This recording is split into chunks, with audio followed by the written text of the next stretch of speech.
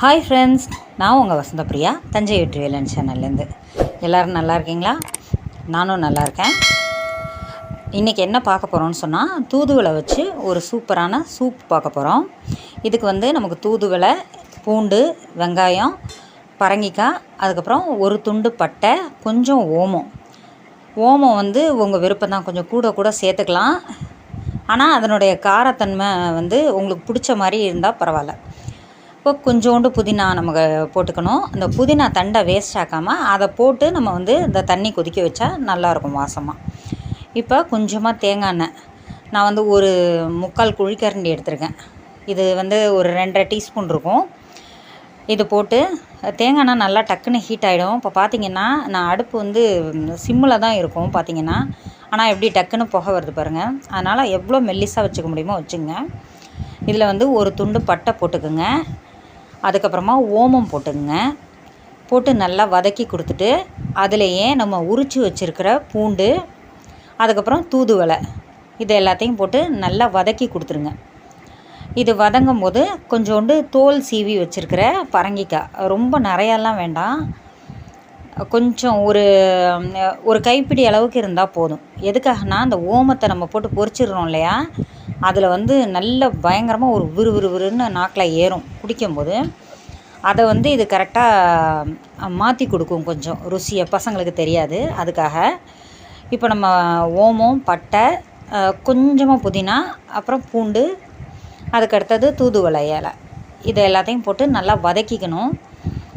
ஓரளவுக்கு நல்லாவே வதக்கிக்கலாம். நீங்கள் காம்பு இப்போ இதில் போடுறேன்னா அந்தளவுக்கு காம்பு இருந்தால் பரவாயில்ல. ஆனால் ரொம்ப தண்டாக இருக்கிற மாதிரி போட்டுடாதீங்க.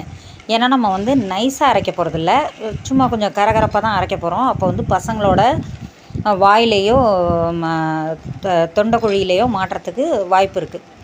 அதனால் இதை போட்டு நல்லா கொஞ்சம் சுருளை வதக்கிட்டு மேற்கொண்டு அந்த பரங்கிக்காவையும் போட்டு ஒரு வதக்கிடுங்க.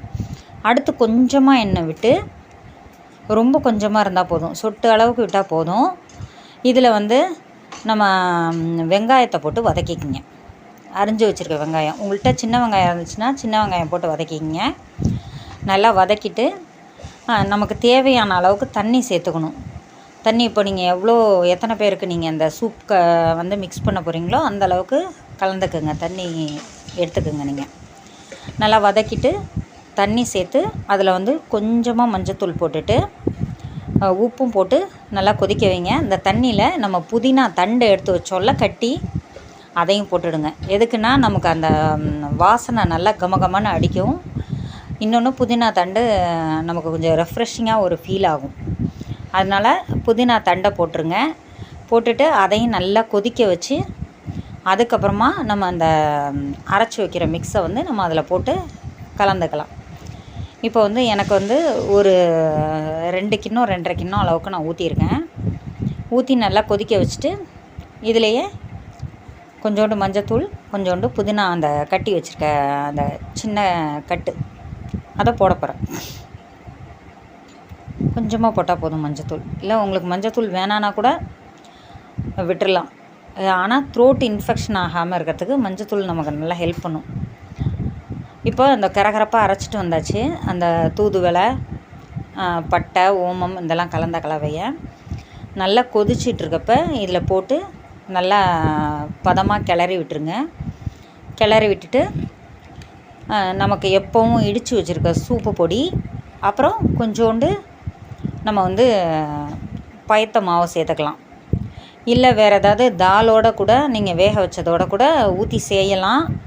ஆனால் இது கொஞ்சம் நல்லாயிருக்கும் இந்த சூப்புக்கு. கொஞ்சமாக உப்பு போட்டுங்க, லாஸ்ட்டாக புதினா போட்டுங்க, நல்லாயிருக்கும் டேஸ்ட்டு. இப்போ நான் 2 ஸ்பூன் அளவுக்கு நான் வறுத்து அரைச்ச பைத்த மாவு போட்டுக்கிறேன். அதுக்கடுத்து ஒரு 1/2 டீஸ்பூன் அளவுக்கு நம்ம சூப்பு பொடி போட்டுக்கிறேன். அது கொஞ்சம் நல்லாயிருக்கும், டேஸ்ட்டும் நல்லாயிருக்கும். நமக்கு மிளகு சீரகம்லாம் சேர்த்துருக்கிறதுனால இப்போ இருக்கிற சீசனுக்கு இந்த சளி, இருமல் இதெல்லாம் கொஞ்சம் இல்லாமல் பார்த்துக்கும். இப்போ தூதுவளைக்கு நிறையா ஹெல்த் பெனிஃபிட் இருக்குது.